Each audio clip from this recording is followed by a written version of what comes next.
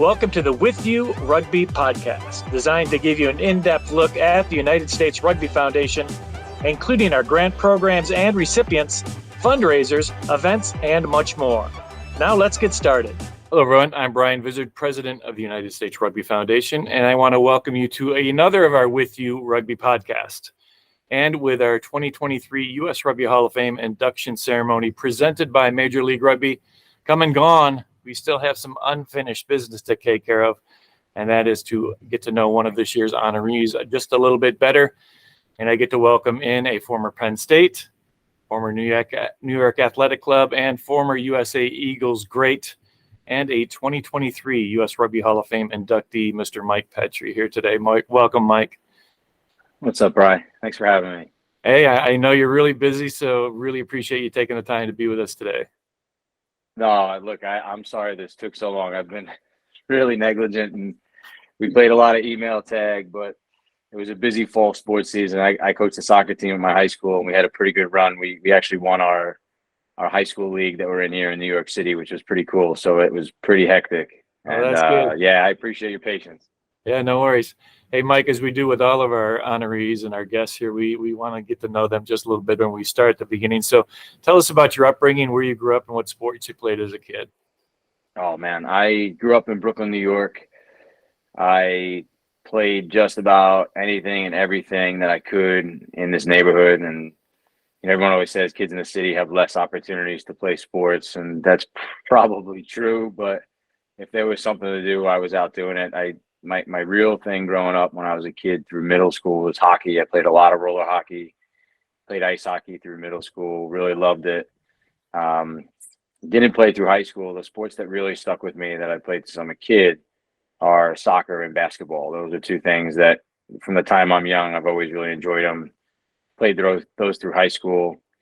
And to be honest, I probably would have just done those instead of rugby. I didn't pick rugby up until high school, and I was just going to relax in the springtime.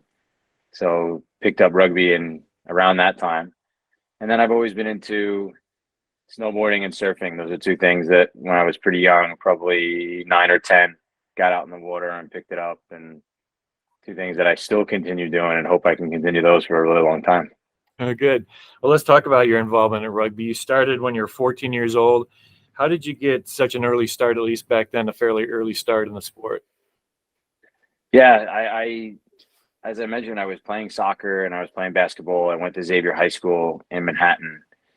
And I remember during my freshman year, during a basketball game, Coach Tolkien, Mike Tolkien, who was a longtime coach of mine, but this was my first interaction with him. He came up to a few of us after a basketball game in the wintertime because rugby was a spring sport. And he just said, hey, what do you guys think about trying out rugby? And I knew nothing about rugby. I had no idea what it was. I just knew that some of the older guys in the school had their tour bags from when they went to Europe, because that was a pretty popular thing for that group of people. Was they went overseas a lot, and they were a team that traveled, and they had a lot of banners in the gym.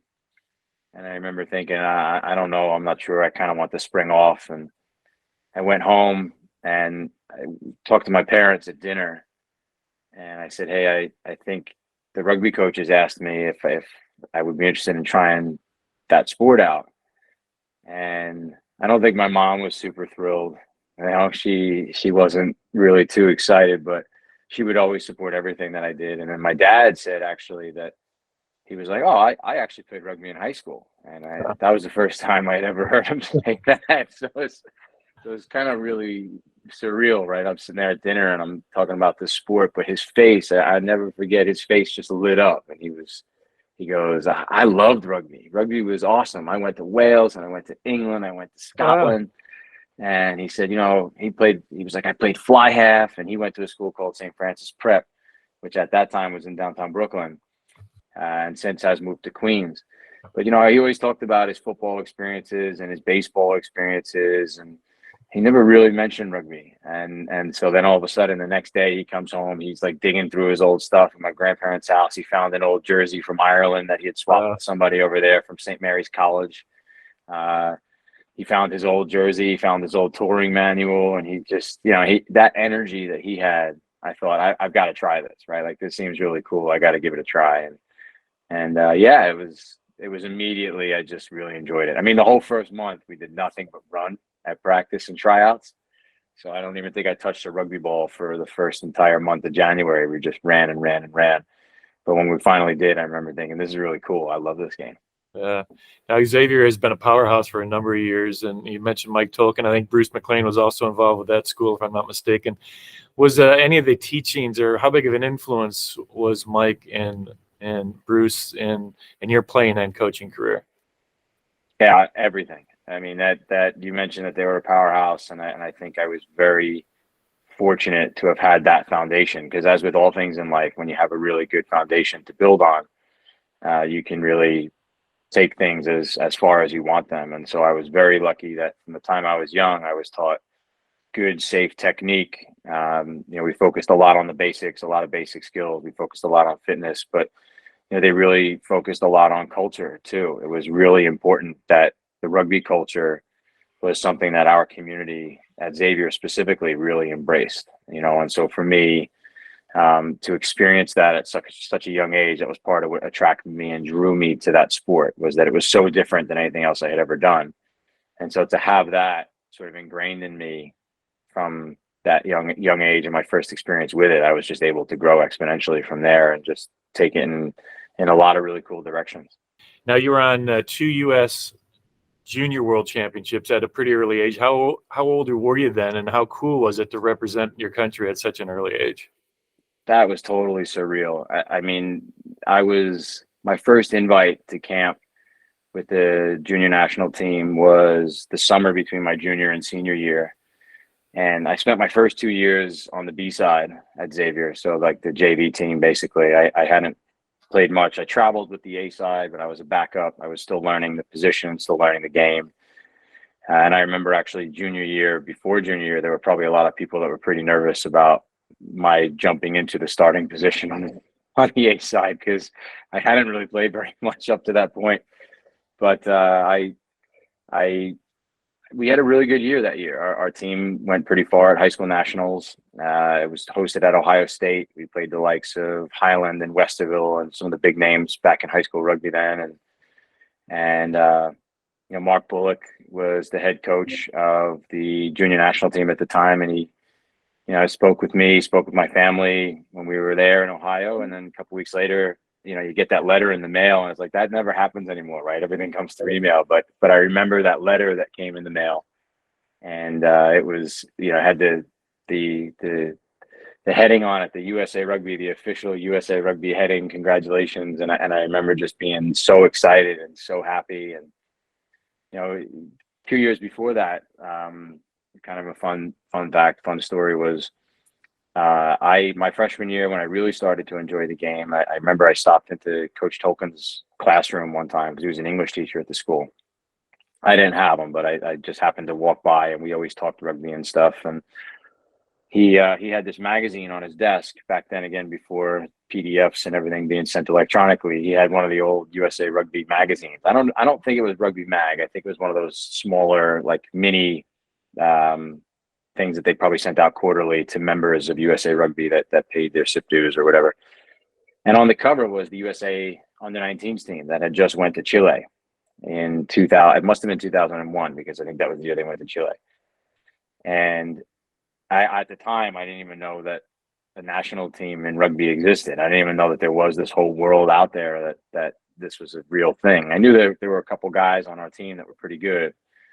But I remember seeing that, and I said to him, "What's that?" And he's like, "That's the USA under-19s team." I said, "That's pretty cool. How do you get there?" So I remember that was my goal, like that, and everything I did was, someday I want to play for that team, and that was step one. Step one was the varsity, right? Like, to get into the A side. But then, on the bigger picture, step one was that USA under-19s team, and so to get that letter was just really cool. And it's perfect. Really cool. It's a perfect segue here, because in 2003, you were captain of that U19 squad. How old were you then? And that's a big responsibility. And how did it go for you in that role as captain? That was pretty awesome. I had the wealth of experience of playing around a lot of really outstanding people, and for some great coaches when we went to Italy in 2002. So that one, Don Mara, who was someone that I highly respected and looked up to when I was young, even though he played for our rival school up in Connecticut at Fairfield Prep, he was someone that I really looked to as someone that I knew sort of carried himself very well as a captain and exemplified everything that I thought was really good and true about the game. And I was very lucky to have him as someone to sort of look up to and set that bar high and set a tone and a standard through which then I could transition our team in 2003 and follow that lead. But yeah, that was pretty awesome. It was a really cool tournament. It was in France, and it was kind of cool because that was an experience that I had playing in France. And then 2007, a couple years later, that World Cup was in France. So that was that whole thing. I got a lot of really cool memories about World Cups in France and playing there. So yeah, it was pretty special and sort of a really important point in my life where I was already in college at that time, and I kind of realized that this was something that I really wanted to pursue a bit more. You know, there was something there I thought for me long term, and that was probably the tournament where it really stood out to me that was possible. Yeah, and you played your college career at Penn State University. You're a 4-time collegiate All-American there. What were a few of your highlights from your days with the Nittany Lions? I have to say it's just my friends that I made playing there. That's my favorite part of that school. Was I remember going to check it out and just feeling the energy that team had, because college rugby can be so hit or miss with some of these programs and the way that they operate, especially at that time, right? Like every college team probably had a program and to some degree. But I went, and it was, Friday night, the guys are hanging out together, watching a movie, having dinner, getting ready for their game on Saturday, right? It just felt everyone sort of had that shared objective that even though in a school of 40,000 kids with this tiny little rugby program amongst it, to them, that was the most important thing in the world. And I really bought into that mindset and mentality when I got there.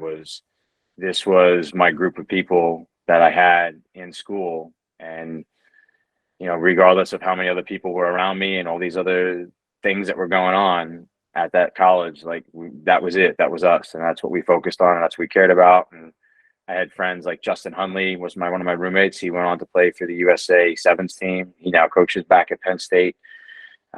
My other roommates also played for the USA under 19s team. So there was this sort of funnel pathway of all these people back then that really loved rugby and took it seriously and wanted to be sort of the East Coast powerhouse at that time. And there was a lot of players before us in the 90s that really set that standard, set that bar very high. Mm-hmm. And correct me if I'm wrong, I think you played the entirety of your career on the East Coast, but 1 year at Belmont Shore. What brought you to SoCal for that 1 year? I just, at that time, I needed a change of scene. I had just graduated from college. I remember chatting with, again, Bruce McLean and Mike Tolkien about opportunities at Nyack. And at the time, they had a really good Australian halfback named Christian Mayo, who had done wonders for them at the club. And as much as I wanted to learn from him, I wasn't really ready to play behind him, right? And that was sort of the expectation, was that if I stayed in and around Nyack, that he was their incumbent 9, and the opportunities to play on the first team in the Super League would be few and far between. I had to sort of cut my teeth and wait my turn.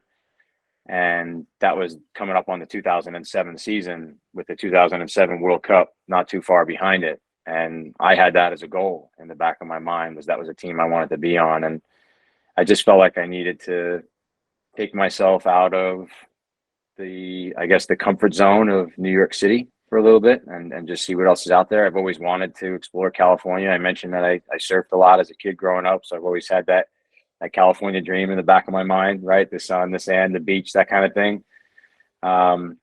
So I explored around. I had a couple of teams that I had talked to in the Super League that I felt might be good fits for me. And ultimately landed with a really great group of people in Belmont Shore. And I'm really, really happy that I spent that year there, because they were, quite frankly, the first group that really gave me my shot at the senior level. And without it, my career may not have been what it is, right? So I owe a lot to people like Johnny Cox, who was their coach there, who gave me that chance, and Steve Vent was the manager, and Doug Pye, who really, sort of running the team in the background and helped me get my feet under me and helped me feel at least steady on the West Coast. And I had a overwhelmingly positive experience in LA. Yeah, and then you moved back to New York, I think that next year. Yeah, where you had you played 8 years, I believe, with Nyack, captaining them to 5 national championship titles. I know what it's like to be on a run like that. What do you think attributed to Nyack's New York Athletic Club success back then? Again, I come back to that idea of culture. I really do. I really think that we had some great players. When you look at our roster, we had some really tremendous athletes and some tremendous individuals. But genuinely, we just had a good group of people that collectively were committed to being the best we could be. And, every day I think about the fact that Bruce McLean would text us incessantly, like positive messages of support, and that constant communication that you received, that you felt wanted, you felt valued, and you felt like we were all in this together. And I think that really created a beat which we all sort of marched along to and followed. And I think that, Bruce and Tulks at the top were certainly at the pulse of it. But the rest of us really bought in, and we took the bus or whatever we needed to do, the subways out to Randall's Island, and we were there late at night, and no one ever even hesitated or blinked or batted an eyelash about anything. We just looked forward to seeing each other and being out there together and having fun. And we knew that we had something special. We knew we had a good team, and we knew that if we just sort of applied ourselves, that we could really do some really amazing things. Mm-hmm. Yeah, you had a long run with the U.S. national team from 2007 to 2015. You played in 3 Rugby World Cups. You're still the most capped scrum half and backline player in USA history with 57. Congratulations on those achievements. But of the 3 World Cups, which was your favorite and why? That's tough. They were each different. They're all unique. It's hard to forget the first one because you get your first cap. But I think overall, my favorite one, hands down, was 2011. It was the furthest one, that's for sure. It was down in New Zealand. So, but to be honest, that was, 2007. I mostly sat in behind Chad Erskine and learned a lot through that tournament until I got my first cap in the last game for a few minutes off the bench. And then to feel like in 2011, I had sort of worked those 4 years leading up to it to get myself in a position to be in that first 15, in that 23, and just in that World Cup squad was pretty awesome. And what made it even more special was I got to share that with my wife. In 2007, I was the guy that everyone came to because no one came to watch the tournament. So when everyone gets their 2 tickets to the World Cup, I was everybody's best friend because nobody came to the tournament. Right. So they were like, hey, Mike, are you using Peaches? Are you using your tickets? And I had a line of people at my door in the hotel before the games.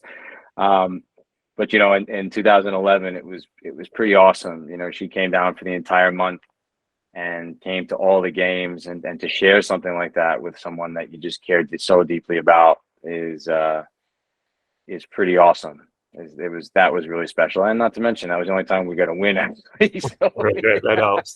That definitely helps. And that was the year we played Ireland on 9/11. So that was also a pretty big moment in my life and in my career. So 2 really big games, great place to go and play rugby and visit, and then to share it with someone that I really love and care so deeply about, and has supported me through so much, that made it all hands down the best one. Now, did she give you the nickname Peaches, or how'd that come about? No, that was actually, that might have been Dave Williams. Dave Williams was the strength and conditioning coach back when I first got into the team. And I remember he said to me, he was like, I think it was just a play on I had heard it before when I was in high school, right? But it never really stuck. But people were calling me Petri. And the next thing I know, it was this play on Petri, and it just became Peaches, and it just stuck, and everybody ran with it. And it was cool. Like, I like it. I thought it was fun. I thought it was cool. And, it was a little bit different, but that's where that came from. I don't think she's ever actually called me Peachy. Now, Mike, of the 57 test matches that you played in, is there one that stands out, and why? Again, I come back to the three that I've already mentioned. Well, four, I guess. There's one, it's so hard to pick one, right? They're all pretty special in their own way. I mean, not just the World Cup though. Any test. Any. To be honest, I have to say that any of the games that we won, where you get to sing "America the Beautiful" in the locker room, like that made it pretty amazing.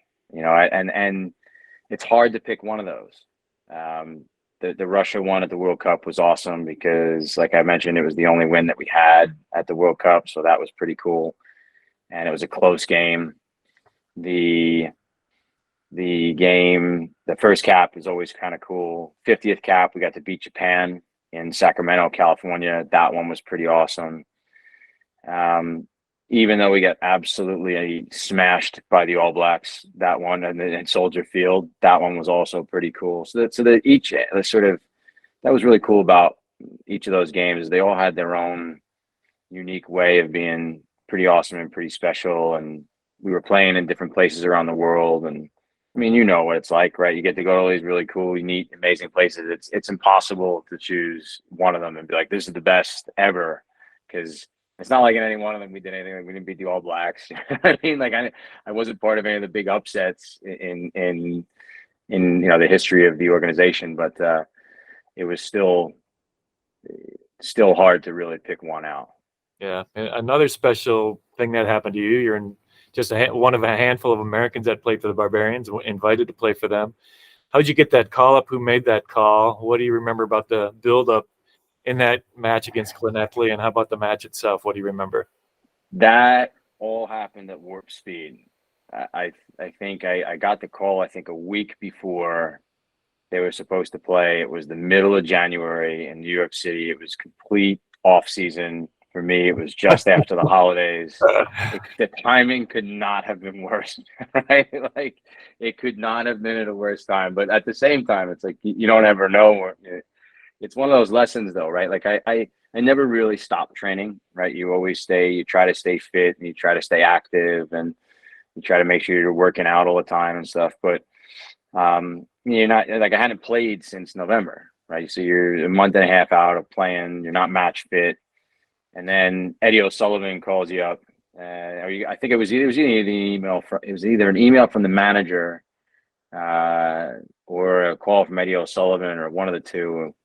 And I think it was just one of those things where it's like Tolks had called me then, and he's like, "Hey, I heard this happened." And I think one of the questions was, "How do you feel? Like, do you feel like you're ready to do this?" And I said, "Look, I don't know that I'm super match fit, ready to go, but I said, look, I am 100% throwing myself in full throttle to this, because that was a cool experience. It was very short. It was literally, I got a call pretty much the week before it happened. I was working. I had to take the week off of work, so I basically took all my vacation days for that entire week. I went out. I think I flew in Wednesday or Thursday into Wales, met a couple of the guys, had one practice session, played Glenetley, and then went back home, went to work on Monday. So, Well, how'd the game go? It was good. It was, the stadium was sold out. It was my first time that I had been to Wales, and the Welsh people and Welsh rugby were all incredible. I remember I mentioned my dad had played there, and he had said that was his favorite place that he had ever traveled to. Not that he had an extensive list, but he said that was his favorite place to play. So the Welsh people, the Welsh culture are just second to none. They're incredible. And I felt that. And it was cool. It was a really fun game. It was fast. I mean, it was fast because they had no intention of playing any strategy game. Right. And like I said, I had not been playing. So most of the guys that were in this game were sort of mid-season at that point, right? They were playing in the Premiership, or they were playing France or Italy or wherever they were playing at, or Wales, I guess. And I'm just kind of coming off of a long holiday, having not played for 2 months. So it was a bit of a shell shock, to be honest. But nonetheless, one of those experiences that when you have on your list of goals as a kid and you're like, this is one of those real reach ones that you're not really sure if you'll ever get to. It was pretty cool to have had that opportunity. That's great. Now, Mike, you also played professionally in the Premiership with Sale and with Newport in the Pro 12. What were those experiences like? Any highlights from those years? Yeah, that was again, it was a thing. Like I had to, I didn't get my first contract till I was 27. And I had been, since the time I was 22 or 23, they were constant year to year, like, hey, this team is looking for a 9 and you're young and they want to develop. And it was like one feeling of being let down after another when you're young like that, right? Like you have this dream of playing professionally. And that's not to discredit the experiences I had within the Super League or with NIAC or anything else. But obviously, if you're want to play amongst the best, you're aiming for places like the Premiership and wherever else it is that they play professionally. And so finally I got an invite from Kingsley Jones to come out to Sale. He was actually broadcasting our game against Wales, funny enough, in that summer tour, and then called me up and he said, look, we need somebody to come in and back up Dwayne Peele. And at the time I was like, Dwayne Peele is one of the best 9s I've seen. I had been watching him play. I had just played against him in the summertime. I was just so excited to have that shot to go and do that. And there were a number of changes that were happening at Sale right after I signed my contract. They didn't have a great year in 2000, and I think it must have been 2009 in that Premiership year, that 2009-2010 season, towards the bottom of the table, and they had some changes within the leadership and the coaching staff. And so I got there, and I remember it was a pretty tumultuous sort of entry into, or turbulent, I guess, entry into professional rugby. But I had really good friends, really good teammates, people that really supported me, and I wasn't getting a lot of game time at Sale. It was few and far between, but I was part of the atmosphere. I was seeing what it was like. I was, again, playing around Dwayne Peele, which was surreal, and I learned so much in that role. But then I had the chance to switch to Wales. They had an injury, and I seized it, and I loved it. And immediately I remember thinking, like, this is it. This is great. This is going to be cool. And they also then, right after I signed, went through some leadership changes as I got there. Maybe it's you, Mike. Yeah, so that was the reputation I got pretty quickly. So then it was the guy, Paul Turner, who was the one that had signed me, and a lot of that help came from Paul Emmerich, actually, who had played a while in Newport, and we were on tour together in Georgia. We were sitting in the hotel room in Tbilisi, and he was like, hey, what would you think about switching to Wales? They had an injury in the team. They're looking for a 9. You think you can go in? And I literally flew home from Tbilisi on Sunday night after the November tour. And Monday morning, my wife and I were in the car driving from Manchester to Newport. I got home. I had literally not even seen her for a month. She had just moved to Europe about a week before we left. I had been living there by myself, waiting for her to come join me. So she spent that month in Manchester alone. I get there, we found an apartment. It was so nice. And then I just said, look, we're leaving. We're leaving tomorrow. To be fair, I didn't tell her that. I just said, look, this opportunity came up. And she knew the purpose we were there was for rugby, right? And she knew that we had made this decision in the best interest of what I wanted to do with my rugby career. And so I was very lucky that she would support me in whatever way and that meant. And so we just said, well, it's not ideal, but let's do it. Let's make this happen. If we packed the car and went down to Newport, waited for my visa to come through. I practiced for about a month. As soon as my visa came through, straight into the lineup, which was really cool. But then again, like I said, those changes happened again. And, it made for another sort of challenging experience in professional rugby, but overall one that I was so grateful and happy to have had, without question. Yeah. You took a few years off from rugby after the 2015 Rugby World Cup, focus on your family and your career as a high school teacher.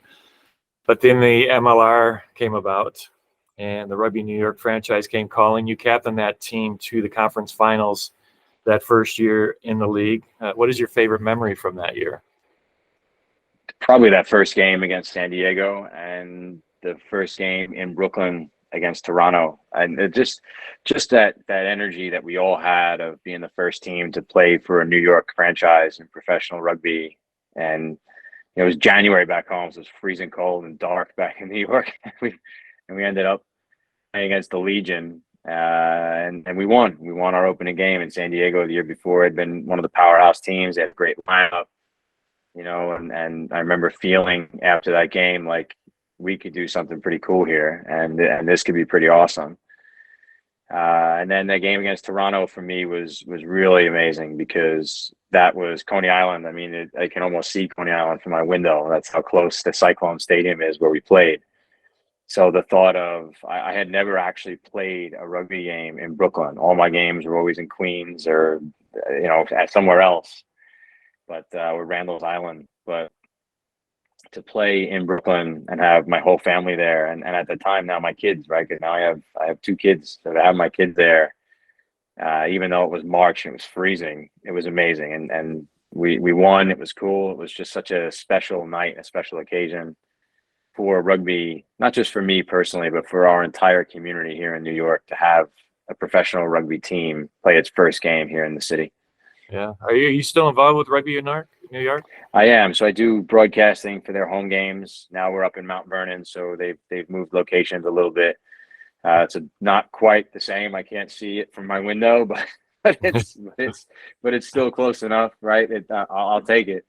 So I go up to Mount Vernon for the games on Sundays, and then the past couple of seasons I've been running their academy. So since sort of everything happened with COVID and the 2020 season and everything shut down, that's been my transition into a different role within the team. And I'm just really happy that I'm still able to be involved and appreciate the people that are in the organization to keep me involved, because I never want to get too far away because it's such a special place for me in my life as far as rugby goes. And the academy is really a good home for me. It's kids that are growing up around here in the city or in at least the tri-state area that have ambitions to play professional rugby. And it's like, I know exactly sort of what they're going through, Yeah.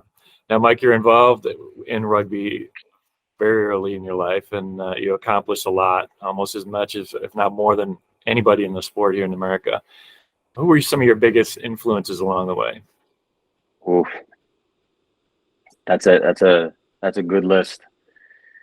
I have to start with the people that gave me that foundation again from the very beginning, and that was a coaching staff of Mike Tolkien, Timmy Walsh, Joe Sweeney, and although lesser of an extent at that time, Bruce McLean. He was kind of more on the backdrop when I was at Xavier. He wasn't really such a prominent person within the coaching setup, but it was Tolkien, it was Timmy Walsh and Joe Sweeney, and 3 alumni of the school, 3 people that had worn the Xavier jersey, and they really sort of set my whole career in the right direction, and did so in such a way that I had really good people to look up to as role models, right? The way that they carried themselves, the way that they were so passionate about our school, about our program, about the game. And then I looked to people like Timmy Walsh is someone I still keep in touch with regularly. I mean, he's a great father. He's got 5 kids, and to have that sort of person in your corner the whole time and in your life is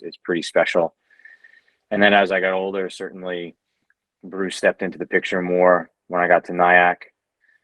He's somebody that's always been there for me. And again, like I said, didn't matter what happened, he was always there to send you a message of support and positivity, and always there to pick you up. And I think that was a big thing for him, was he really got the best out of people, right? Like he helped people become sort of the best versions of themselves. And I think that was a huge part of now how I've at least applied in my life in coaching and working with young kids, is I take a lot of those lessons that I learned from them.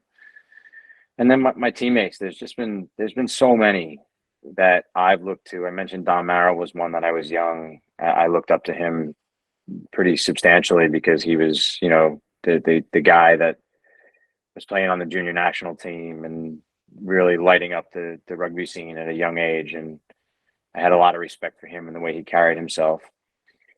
But I looked up to a lot of people. I really looked up to my roommates a lot. I had some roommates in college that I really valued. I valued their friendship. I valued their motivation. Justin Hunley, I mentioned already. My other roommate was Andrew Kerwin, who played for BC High, and he played on the Junior USA team. Yeah, I mean, the list is really long. I have had some friends that guys like Troy Hall. I mean, there's so many. Neil McMillan. I can't even. I honestly would be really unfair for me to start naming the list of teammates because I've been really, really, really lucky that everyone I played with at Xavier, Penn State, NIAC, the Eagles. It's been a pretty awesome ride. Yeah. You wrote a children's book, an alphabet book called R's for Rugby. What inspired you to write that book? My daughter was. I think my wife was a couple of months pregnant. So my daughter was coming, and I remember we were in my wife's from Bethlehem, Pennsylvania, and we were in Pennsylvania at a bookstore in this little tiny shop on Main Street and in downtown Bethlehem. Old Moravian bookshop that's been there for years. And looking through books, and I was looking through all these children's books, and they had just about every sport you could imagine, a book about it, except rugby. Right, it just wasn't there. So my wife and I were driving home, and I thought I should go online and check Google and see if there's anything really out there, and maybe we'll see if we can find one. And still, like not much. Right, there wasn't much there. And I remember thinking there was so much about the game that I wanted to share with her as my child someday. And so we kind of laughed about it over dinner, and the next couple of weeks we talked about some things and said some silly rhymes, and she said, "You should write this stuff down." Again, like my wife being a good influence on me and encouraging me to do cool stuff. And she said, "You should write it down." So then for the better part of probably, I don't know, 7 months, I wrote on my phone, on my cell phone, in the notes column, like all of these different verses that I thought of on my way to school when I was commuting to work. So an hour each way. And by the end of it, I had written sort of two stories, one a story and one like an alphabet thing where it was teaching her about the game.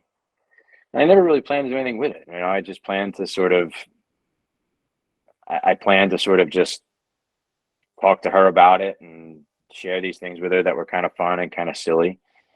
And I not accidentally, but there was a guy named Danny Glantz who I was friends with, who was at AIG. I don't know if you've ever met Danny. Danny's another one that's had a great influence on my career. Not necessarily specifically as a rugby player, but in the world of rugby. He's been someone who's really been an advocate for me and someone that's helped me a lot. And this is one of those moments where we just said, I think it was a fundraiser dinner, and we were talking about having kids and which children's books you're reading at home. And I just sort of laughed, and I said, I wrote this book for my daughter, like these things for my daughter about rugby. And he goes, "Can you mind if I see them?" And I was like, "I guess so, yeah." Yeah. So I sent it to him, and he, we got on the phone, we talked, and he said, "Look, I love this. I think this is a great idea. What can I do to help?" And he was just one of those guys that was always looking to help. And it's really awesome to have people like that in your life. And the next thing I know, I've got an illustrator, I've got samples coming in from different printing companies, and then I've got 3,000 books and a couple hundred boxes sitting in my apartment, trying to figure out what to do with them all. And then we just started, we started selling them. We started like putting them out there for other people to use. And it's been so cool to get so many messages from people that share this experience with their family, because that's what it's about, right? Like that's really what the whole purpose of it was to share that experience of what the game is with my kids. And the fact that other people are doing that is pretty cool. And I've heard people buy it for new players on their team. Some buy it for their parents so they can the parents understand what they're watching. Yeah, there's all different people use it for all sorts of things. My daughter just bought one. I told her about it because we saw each other recently a couple of times, and she just bought one for her son. Yes. It's cool. I'm gonna probably send it to you to get it signed, but please do. We'll talk about that later. Please do. Okay. Please do. All right. Well, that's great, Mike. Hey, after your playing days were over, you turned to coaching, but not just rugby. Tell us about your coaching career over the past 10 or 12 years. So I run a kids program. I do kids rugby. That's been really cool and really fun. I've worked with 4-year-olds through high school kids, or even 3-year-olds. I think I have a couple 3-year-olds in the group too. And so to see them running around, throwing the rugby ball around, it's pretty special. Like that's cool, especially right here in my neighborhood, that there are kids that are so young that went to the schools I went to when I was little and are talking about rugby with their families and playing rugby. And I see a kid, this kid just walking around the neighborhood the other day was tossing a rugby ball around. And I thought that's cool. That's really awesome. I started a nonprofit with another group of people, one of which was Mike Tolkien. So we are currently now working with the DOE to bring rugby into schools here in the city. So that's been really pretty awesome. We're still working through the nuances of learning how we work with the DOE best and where to sort of situate ourselves within the athletics ladder in the school system. But we've got some great people working with us, and we're making headway for sure in that regard. And then I coach my kids' little soccer teams. I coach little soccer kids. I coach high school soccer. I coach high school basketball. I coach middle school soccer. I coach high school baseball. So I just, if there's something to be done, I want to do it. And, the reality is that so much of what I do in coaching is adopted from my experiences and lessons that I've learned playing rugby. Mm-hmm. And you still do broadcasting, right? Just for New York or other MLR games? No, so I'm working with the MLR more consistently now. So on home game weekends for New York, I generally tend to stay local. Try not to travel too much. I don't really want to get stuck outside of the city. I like to just kind of be home and focus on those games. But on weekends where they're away, I do get a lot of opportunities with the MLR. I've done the past two MLR finals, which has been really cool. The one in Chicago this year was pretty awesome. And then actually within the past probably year, I've also done a couple of the Eagles games. I did some of their World Cup qualifiers last year as they were building up to that qualification process. I did their summer tour this past summer in August. And, it's a whole part of the game that is just really, really cool. And as you know, right, it's just such a fun way to stay involved and to watch rugby and talk about it, because ultimately, I mean, you and I could probably sit here and watch and talk about rugby for hours, right? And that's sort of, to be able to do that at that level in those arenas is just awesome. Now, Mike, all the occasions and years that you've been involved with the sport, what's your favorite memory or two of all your time in the game? Oof. Oh, man.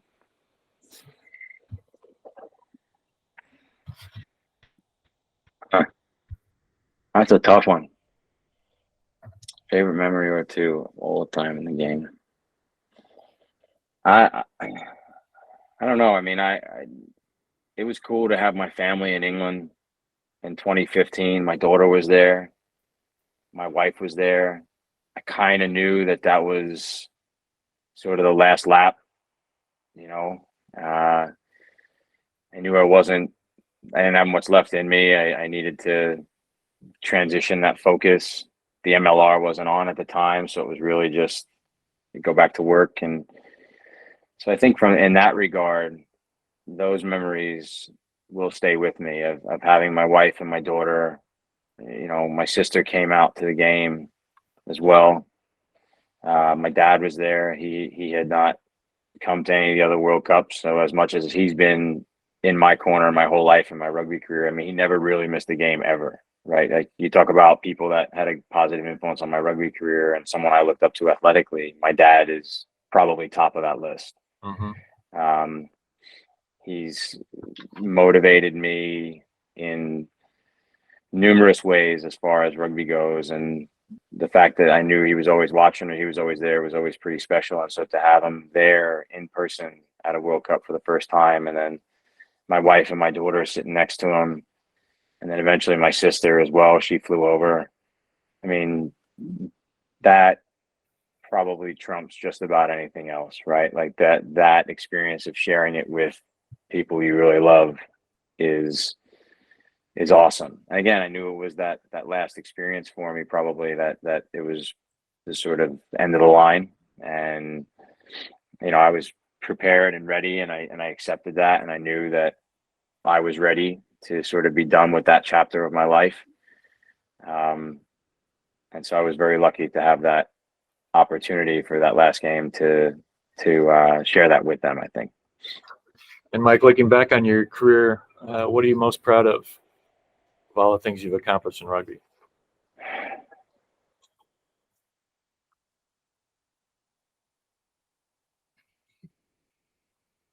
I don't know.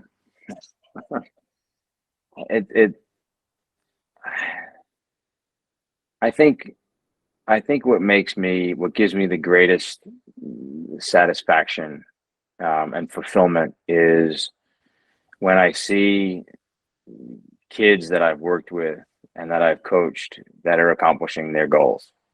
I think that is something that is hard to emotionally replicate in any other way, right? And so I see kids like Connor Buckley right now playing with Rugby New York, playing professionally. I see Matt Antisev just got drafted into Los Angeles in this past year's draft. You know, Robbie Remescu, who I coached when he was in high school, and then we were teammates, which is scary. We were teammates in MLR, but we were at one point. He was a student athlete when I was working at Xavier, and then he gets to play in a Rugby World Cup, you know, for Romania. But like he gets to tick that off his goal list, you know. And I think when I see kids fulfilling their goals and having fun, and especially the young kids when they smile after a session because they've just had so much fun, I think that's the best part of it, right? That's definitely the best part of it, because at the end of the day, that's why we all play, right? And it's good to have that reminder that it's fun, right? It's a game. It's supposed to be fun, and that is what's special, is that smile that's like, hey, we had a good time and there's a lot more to look forward to, and we're here because we love it. And one last question, Mike, what does it mean to you being selected as an inductee in the U.S. Rugby Hall of Fame? I remember when you called, it's just one of those things where you don't even, to some degree, feel like it's actually happening. Right, when you're a kid, you watch people that are Hall of Famers in all these different sports, and you pretend to be them. You know, when I was growing up playing basketball, it's like you pretend to be Michael Jordan, you pretend to be Larry Bird, right? The big names, the Hall of Famers, and you know, you play in your backyard, and that's like what you want to do. You want to be that, and then like the fact that all of a sudden it's someone calls you and says, hey, you know, you're on this, like you call me and you're like, hey, we're doing this and this is happening. It doesn't feel real, right? It still doesn't actually feel real, right? It still doesn't feel real. I still feel like it was all sort of just a thing in passing.